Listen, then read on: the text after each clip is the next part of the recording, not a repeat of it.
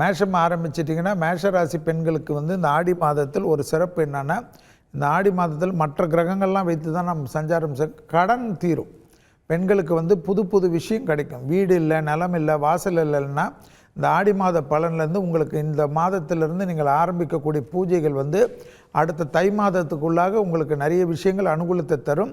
திருமண பிராப்தத்தில் மட்டும் கண்டிப்பாக தை மாதத்துக்கு பிறகுதான் அது கைகூடும் என்பதை ஞாபகத்தில் வைத்து கொள்ள வேண்டும்.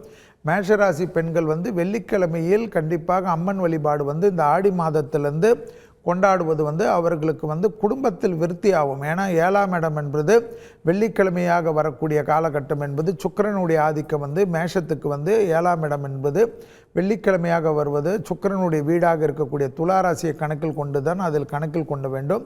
அப்போ வந்து மிக சிறப்பாக இந்த ஆடி மாதத்திலிருந்து அவர்கள் பூஜையை வந்து அம்மனுக்கு வந்து வரக்கூடிய காலகட்டத்தில் வெள்ளிக்கிழமைகள் வைக்க வைக்க வைக்க பெரிய அளவுக்கு ஏற்றங்கள் எல்லாம் வரும்.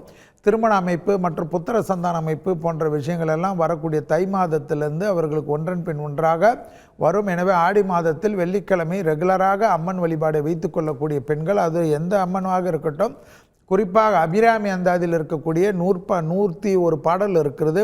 அதில் ஏதாவது ஒரு பாடலை ஒரு நாளும் சொல்லிக்கொண்டு வருவது எல்லோருக்கும் சிறந்தது. உடனுக்குடன் செய்திகளை தெரிந்து கொள்ள சன் நியூஸ் பெல் ஐகானை கிளிக் பண்ணுங்க.